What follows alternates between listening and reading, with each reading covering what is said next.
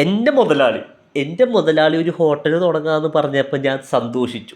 എനിക്ക് ചിക്കനും മട്ടനും മീനും വറുത്തതും പൊരിച്ചതും പാലും ഒക്കെ ഇനി തോന്നിയ പോലെ കഴിക്കാലോ എന്ന് ഞാൻ വെച്ചിരുന്നപ്പോൾ ഇയാൾ എന്നോട് ചെയ്തത് കണ്ട. പൊരിച്ചതും വറുത്തതും തരുന്നില്ല എന്ന് പോട്ടെ, അടിമപ്പണിയാണ് ഞാനിവിടെ ചെയ്യുന്നത്. അതും പോട്ടെ എന്ന് വയ്ക്കാം. ഇതെല്ലാം ചെയ്തിട്ട് ഇയാൾ ഈ സാധനം ഞാൻ പണിയെടുക്കുന്ന വീഡിയോ ഇൻസ്റ്റയിലും ഫേസ്ബുക്കിലും യൂട്യൂബിലൊക്കെ ഇട്ട് റീച്ച് കൂട്ടി ലൈക്ക് വാങ്ങിച്ച് എന്നിട്ട് ഇങ്ങോട്ട് പറയുന്ന കാരണം എന്താണെന്ന് പറയൂ, എൻ്റെ പെറ്റ് ഞാൻ വളർത്തുന്ന പൂച്ചയ്ക്ക് എന്നോട് സ്നേഹം കൊണ്ട് ഞാനൊരു ഹോട്ടൽ തുടങ്ങി കഷ്ടപ്പെടുന്ന കണ്ടിരിക്കാൻ പറ്റാത്തത് കൊണ്ട് ഞാൻ വന്ന് സഹായിക്കാന്നാ. പച്ചക്കള്ളം.